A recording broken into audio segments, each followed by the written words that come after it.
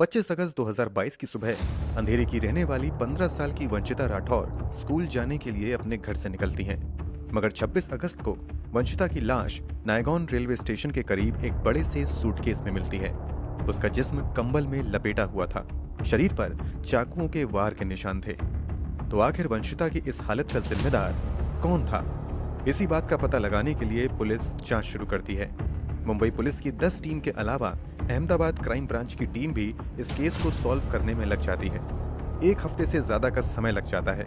2000 से ज्यादा सीसीटीवी कैमरे खंगाले जाते हैं, तब जाकर कातिल का पता लगता है। तो आखिर ये कातिल कौन था? उसने 15 साल की वंशिता की हत्या क्यों कर दी थी? ये शातिर अपराधी पुलिस को हफ्ते भर तक चकमा देने में कैसे कामयाब रहा था और आखिरकार पुलिस इसे कैसे पकड़ पाई? चलिए जानते हैं डिटेल से सब कुछ इस वीडियो में। जैसा कि हमने बताया, इस कहानी की शुरुआत रोज की तरह वंशिता के स्कूल जाने से होती है।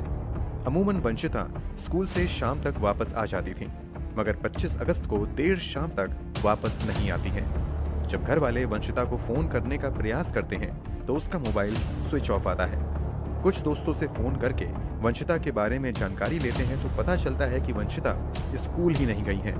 जब परिवार वालों को पता चलता है कि वंशिता स्कूल नहीं गई है तो वो और भी ज्यादा चिंतित हो जाते हैं। अपने लेवल से प्रयास करने के बावजूद जब परिवार वाले लड़की का पता नहीं लगा पाते हैं तो परिवार वाले अंधेरी पुलिस स्टेशन जाकर बेटी की मिसिंग रिपोर्ट दर्ज करवाते हैं। अगले दिन यानी 26 अगस्त को शाम के 3:30 बजे वाले पुलिस को पास के ही नायगॉन रेलवे स्टेशन के रेलवे ट्रैक के पास एक लावारिस बैग मिलने की खबर मिलती है। जल्द ही पुलिस वाले मौके पर पहुंचकर बैग खुलवाते हैं तो उसके अंदर कंबल में लिपटी हुई एक लड़की की लाश मिलती है। लड़की के शरीर पर गहरे जख्म के निशान मिलते हैं। जिस बैग में लड़की की लाश मिली थी, इस बैग में एक स्कूल यूनिफॉर्म भी मिलता है। स्कूल यूनिफॉर्म की मदद से 1 घंटे के अंदर ही पुलिस वाले पता लगा लेते हैं कि ये लाश किसी और की नहीं बल्कि वंशिता की ही है। ऑलरेडी वंशिता की मिसिंग रिपोर्ट दर्ज हो चुकी थी, इसलिए परिवार वालों को डेड बॉडी की आइडेंटिफिकेशन के लिए बुलाया जाता है। जल्द ही कंफर्म हो जाता है कि ये लाश वंशिता की है। अब सबसे बड़ा सवाल था कि आखिर वंशिता की ये हालत किसने की है? सवाल आसान था, मगर इसका जवाब इतना पेचीदा होने वाला है, इसका अंदाजा किसी को नहीं था। शुरुआत में तो लोकल पुलिस ही इस केस की जांच करती है, मगर 1-2 दिन ऐसे ही निकल जाते हैं। फिर इस मामले को सॉल्व करने के लिए मुंबई क्राइम ब्रांच की 10 टीम लग जाती हैं। सबसे पहले आसपास के सभी सीसीटीवी फुटेज चेक किए जाते हैं, जिस रास्ते से अमूमन वंशिता जाया करती थी। घर के आसपास के सीसीटीवी फुटेज में वंशिता जरूर दिखाई देती है, मगर आगे जाकर वो स्कूल की तरफ जाने वाले रास्ते की बजाय किसी और रास्ते पर जाते हुए दिखाई देती हैं। फिर कुछ देर बाद की सीसीटीवी फुटेज में वंशिता 2 लड़कों के साथ देखी जाती हैं। सीसीटीवी फुटेज में वंशिता के साथ 2 लड़कों का दिखना इस केस में पुलिस के लिए पहला ब्रेक थ्रू था। पुलिस वाले सबसे पहले इन लड़कों के बारे में जानकारी निकलवाते हैं तो पता चलता है कि ये दोनों ही लड़के अपने अपने घर से लापता हैं। अब पुलिस वालों को शक होने लगता है कि कहीं ना कहीं वंशिता वाले केस से इन दोनों लड़कों का कुछ ना कुछ कनेक्शन तो जरूर है। बस इसी के बाद पुलिस वाले उन लड़कों की एक्टिविटी को ट्रैक करना शुरू करते हैं। इन लड़कों का मोबाइल लगातार स्विच ऑफ आता है, इसलिए पुलिस वाले लोकेशन ट्रैक करने में भी कामयाब नहीं हो पाते हैं।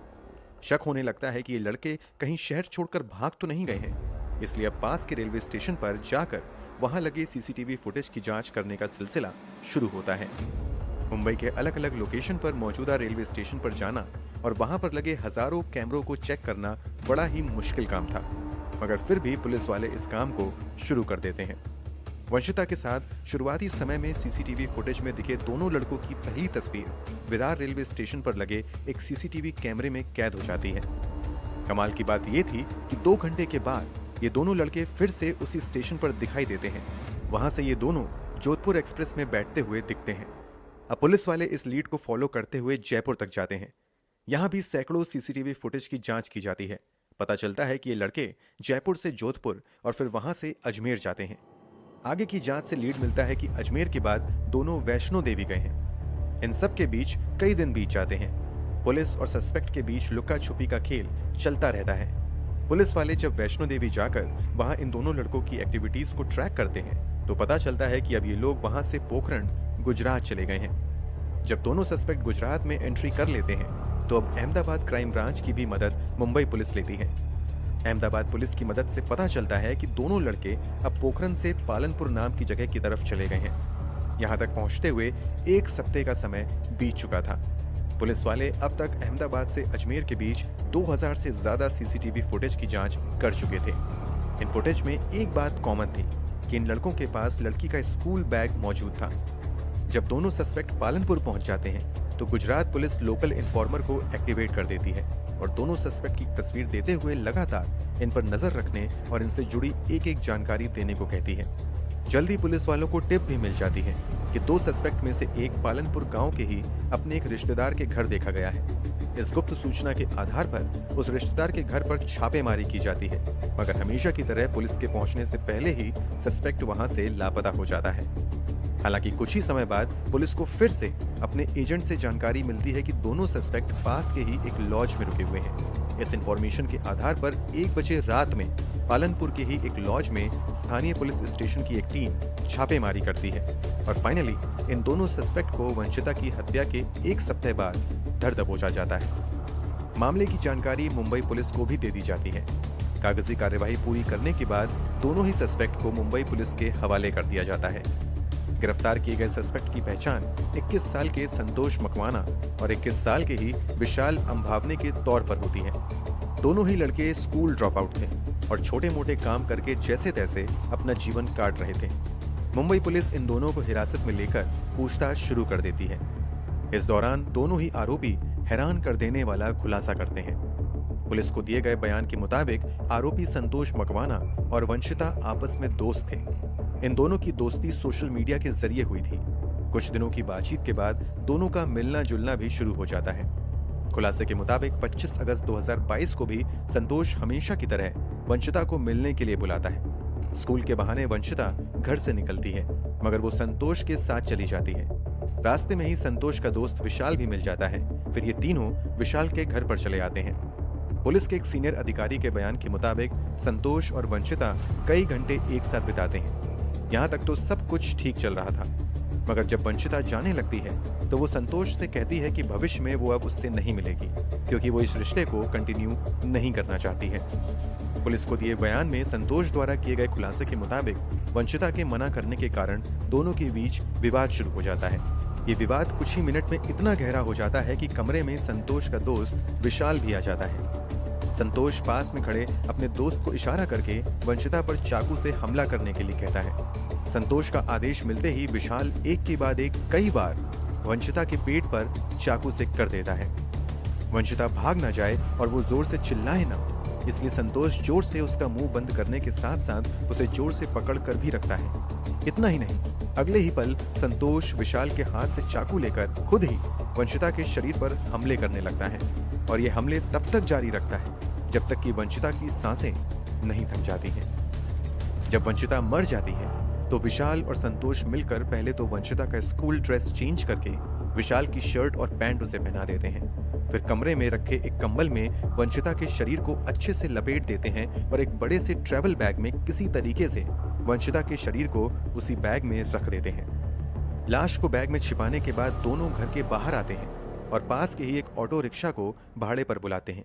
फिर ऑटो पर ही बैग रखकर विले पार्ले रेलवे स्टेशन आ जाते हैं। यहाँ पर दोनों बैग के साथ विरार स्लो ट्रेन पर चढ़ते हैं। आगे ये नायगॉन स्टेशन पर उतरने से पहले 5:30 पर स्टेशन से ठीक पहले झाड़ियों के बीच एक ब्रिज के नीचे चलती ट्रेन से उस बैग को फेंक देते हैं। आगे ये दोनों वसई के लिए दूसरी ट्रेन पकड़कर चले जाते हैं। पुलिस के मुताबिक ये दोनों आरोपी वसई पहुंचने के बाद नई जीन्स और शर्ट खरीदते हैं। पास के ही एक सैलून में जाकर बाल कटवाते हैं और एक नए लुक के साथ वसई से विरार चले जाते हैं। इस तरीके से एक जगह से दूसरी जगह ये दोनों सफर करते रहते हैं और आखिरकार पुलिस की पकड़ में आ ही जाते हैं। इन खुलासों के बाद इन दोनों की ही निशानदेही पर पुलिस वाले पालनपुर से ही एक घर में छापेमारी करके इन दोनों का मोबाइल भी बरामद कर लेते हैं।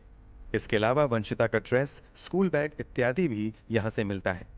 अब ये तो साफ हो चुका था कि वंशिता की हत्या उसके दोस्त संतोष ने अपने एक और दोस्त विशाल के साथ मिलकर की है, मगर इस हत्या का मोटिव क्या था? इस सवाल का जवाब देते हुए पुलिस वाले खुलासा करते हैं कि विशाल और संतोष ने जो बयान दिया उसके मुताबिक जब संतोष और वंशिता की दोस्ती सोशल मीडिया के जरिए होती है तो दोनों का मिलना जुलना शुरू हो जाता है। इस बात का पता वंशिता के परिवार वालों को भी चल जाता है।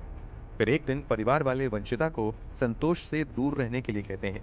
इतना ही नहीं, कथित तौर पर वंशिता के परिवार के कुछ सदस्य संतोष के साथ हाथापाई भी करते हैं। वंशिता के परिवार वालों द्वारा किए गए दुर्व्यवहार से संतोष का ईगो हर्ट हो जाता है। अब वो इस बेइज्जती का बदला लेने का फैसला करता है और फिर इस प्लान में अपने दोस्त विशाल को भी शामिल कर लेता है। चूंकि संतोष ने बदला लेने का पक्का इरादा कर लिया था, इसलिए वो वंशिता को किसी तरह अपने जाल में फंसाए रखता है। इस बीच वो विशाल के साथ मिलकर इस हत्याकांड को अंजाम देने की प्लानिंग में भी लग जाता है। ये सब कुछ करने के लिए अच्छे खासे पैसों की भी जरूरत थी, इसलिए संतोष एक दिन मौका पाकर अपने माँ की ही गोल्ड का मंगलसूत्र 2 लाख में पास के ही एक ज्वेलरी शॉप पर बेच देता है। क्योंकि वो मंगलसूत्र चोरी का था, इसलिए एक दलाल के जरिए ये डील करवाई गई थी। इसलिए 10,000 रुपये कमीशन दलाल को भी देता है। बाकी बचे पैसों में से वो कुछ पैसा अपने दोस्त विशाल को चाकू और कुछ जरूरी सामान खरीदने के लिए देता है। आगे प्लान के मुताबिक ही संतोष वंशिता को मिलने के लिए बुलाता है, कुछ समय साथ बिताता है, फिर बहाने से झगड़ा शुरू करता है और इसी झगड़े के बीच संतोष का इशारा मिलते ही विशाल वंशिता पर चाकू से हमला कर देता है और आगे घायल वंशिता को संतोष अपने ही हाथों से मौत के घाट उतार देता है। आखिर संतोष ने इतनी परफेक्ट प्लानिंग के साथ इस हत्याकांड को अंजाम कैसे दिया और पुलिस से बचने में कामयाब कैसे हो गया? इसके जवाब में संतोष बताता है कि वो पिछले काफी समय से लगातार क्राइम पेट्रोल जैसी सीरीज देख रहा था। इन्हीं सब चीजों को देखकर उसे क्राइम करने और फिर क्राइम से बचने का आइडिया आया और इस भरोसे के दम पर उसने इस हैवानियत को अंजाम दिया।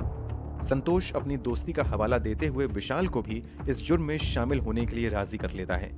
इतना ही नहीं, विशाल को यकीन भी दिलवा देता है कि वो ये सब कुछ करने के बावजूद पुलिस को चकमा देने में कामयाब रहेगा और फिर जब एक समय बाद सब कुछ शांत हो जाएगा तो वापस मुंबई आकर अपनी नॉर्मल जिंदगी जीने लगेगा। मगर पुलिस की अथक मेहनत से संतोष की सारी प्लानिंग धरी रह गई और उसके जुर्म का पर्दाफाश हो गया। संतोष और विशाल दोनों पर ही हत्या समेत कई संगीन धाराओं में मामला दर्ज करने के बाद जेल भेज दिया जाता है। लेटेस्ट इंफॉर्मेशन के मुताबिक ये दोनों फिलहाल जेल में ही हैं। इस केस में कोई भी अंतिम फैसला नहीं आया है। पूरी सुनवाई होने के बाद अदालत का जो भी फैसला होगा वो तो होगा ही।